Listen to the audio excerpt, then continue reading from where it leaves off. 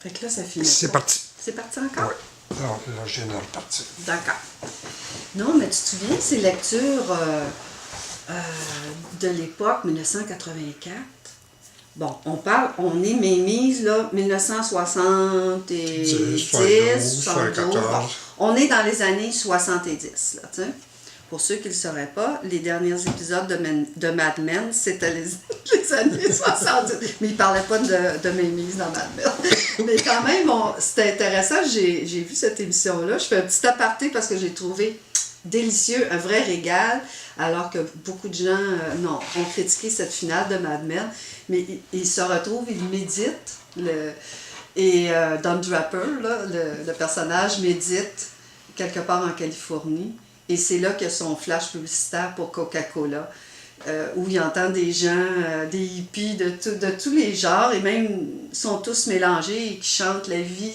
Tout le monde veut chanter, c'est Coca-Cola. C'est comme ça qu'il trouve son magnifique spot publicitaire avec la musique et tout. Bref, on est dans les années 70. Aujourd'hui, on se retrouve, aujourd'hui 2016.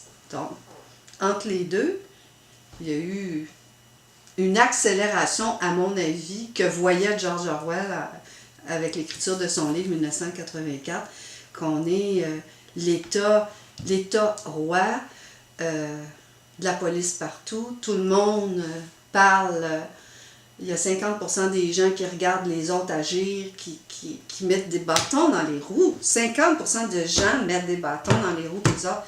Tu sais, tu me disais tantôt, on s'en parlait, on faisait quelque chose, on décidait, c'était fait. Aujourd'hui, tu as un très beau projet, tu vas en avoir tellement de bâtons dans les roues, je le sais, j'ai passé à travers toutes ces épreuves, j'appelle ça les 12 travaux de Lily.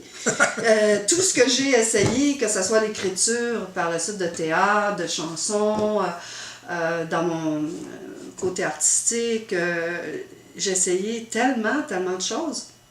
Et autant à cette époque-là, les ailes étaient immenses et on pouvait voler partout, puis tout était possible, autant moi je trouve aujourd'hui, c'est vraiment difficile. C'est vraiment difficile. Je regarde, mon cœur craque quand je vois les jeunes, comment c'est difficile pour eux autres, que ce soit l'organisation travail-famille, que ce soit de trouver une petite place à la garderie. Là, quand tu dis que la femme enceinte à 2 ans avant, il faut que tu sois prête 2 ans avant pour avoir une place, ton bébé qui va naître, si tu veux travailler, etc. Ça veut dire finalement que si on fait un retour dans le passé, oui. Ce qu'on a vécu, ce modèle-là ne pourra pas être appliqué aujourd'hui. C'est fini, c'est terminé. Juste l'ordinateur. À cette époque-là, il n'y a personne qui a un ordinateur, il n'y a personne qui a un téléphone cellulaire. Quand on veut se parler, on se regarde dans les yeux. Quand on veut se comprendre, on se sent, on se prend dans les bras. Quand on voit un ami pleurer, on l'amène chez nous, puis on l'invite à dormir, puis on lui fait un repas, puis on essaye de l'écouter. Aujourd'hui, oublie ça, c'est des robots. Tout le monde, j'ai peur. C'est déshumanisé complètement. Et ce foutu téléphone où les gens se parlent même plus, se communiquent. C'est incroyable, je sais. Écoute, j'ai voyagé. C'est aussi pire dans des pays, même au Mexique, tout le monde. La femme Maya là, qui vend ses colliers sur le bord de la plage, puis qui n'a pas le droit parce que, bon, ils ont pris tout le lieu des Mayas dans des plages touristiques et tout ça, ça leur appartenait. Ils n'ont même pas le droit de vendre leurs bijoux et tout. Ben, ils se téléphonent entre eux avec le cellulaire pour dire attention, va-t'en, écoute. C'est ça. Bref, c'est l'ordinateur. Mais ça aurait été extraordinaire d'avoir un minimum d'un petit ordinateur à l'époque de Mémise. Je sais que malgré qu'on en avait un quelque part. On ne pouvait pas t'en acheter, on n'était pas riches, tu le sais. Fallait faire beaucoup avec le peu, parce que c'était ça. Oui, mais on avait quand même notre électrique IBM qui faisait en sorte qu'on pouvait tout composer nos caractères. C'est vrai. On avait une quarantaine de fontes. Ouais. Qui nous donnait une attitude extraordinaire de composition de texte. Pour l'époque, c'était le fun, oui. C'était précurseur. Oui, tout à fait. Ça, t'as dit. Même le devoir ne l'avait pas. C'est vrai. Ça, c'est vrai. Mais tu vois, là, tu me fais réaliser et frétiller sur quelque chose qui est plus proche de toi, là, au niveau de... Puis tu vois aussi la caméra Brown, la caméra Brown qui nous permettait de faire toutes les photographies à main mise, tout faire les montages directement par des paste-up, des collages à la cire. Alors, il y avait toute cette... Si tu tripes encore. Mais oui, mais c'est fantastique de pouvoir faire ça nous-mêmes.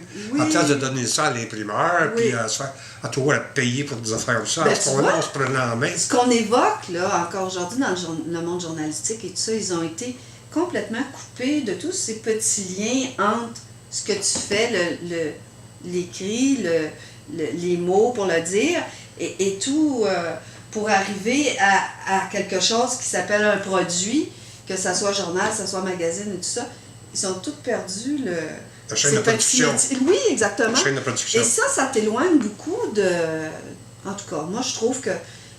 Moi, j'aime ça être intégré dans un projet de A à Z, de plus en plus. Parce que toi, tu allais, disons, quelque part. Tu allais, disons, couvrir une commune.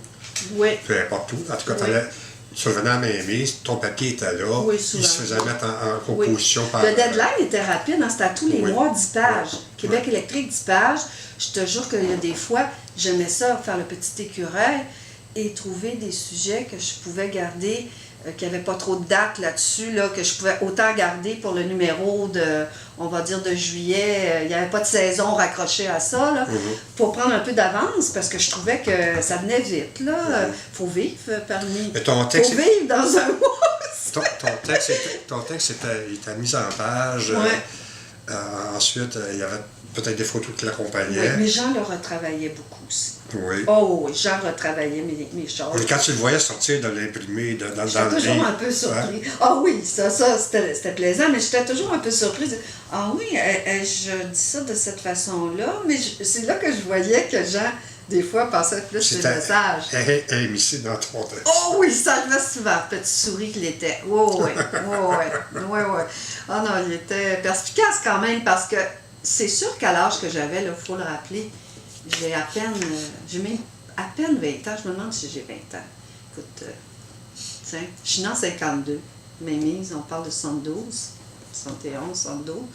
J'ai 20 ans, même pas. C'est sûr que j'ai pas toute la dimension et l'expérience de Jean et de la façon de voir. Lui, il a apporté, si tu veux, tout son vécu, son expérience, skills and assets, là, comme on disait dans ce temps-là.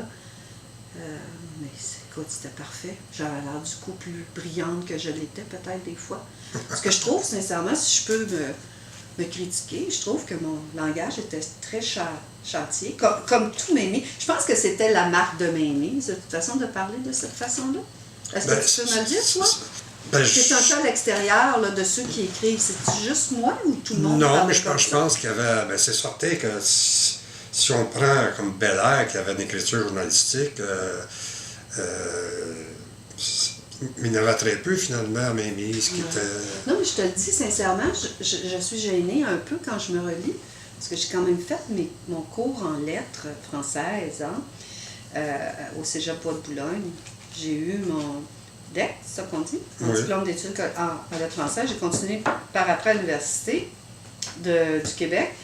Mais, mon Dieu, je suis quand même un peu bouleversée de voir comment je maniais la langue. Peut-être que c'était cette époque, je ne sais pas. Je suis quand même étonnée de voir mais en même temps, je me souviens que quand je disais Jean mettait en bouche des choses, je sais que Jean, lui, qui parlait un excellent français lui aussi, avait une facilité. Une facilité, oui. En tout cas, c'est la beauté des gens qui écrivent aussi, là. Ouais. Tu sais, ça coule, les mots arrivent, puis ça se marie bien, puis tu lis ça, c'est vraiment un roman, finalement. Ouais. Même si c'est une œuvre qui est quand même éphémère, parce que ça dure un mois, puis après, le mois d'après, c'est une autre chose. C'est vrai. Mais disons qu'aujourd'hui, j'aurais peut-être pas choisi toujours ces mots-là, mais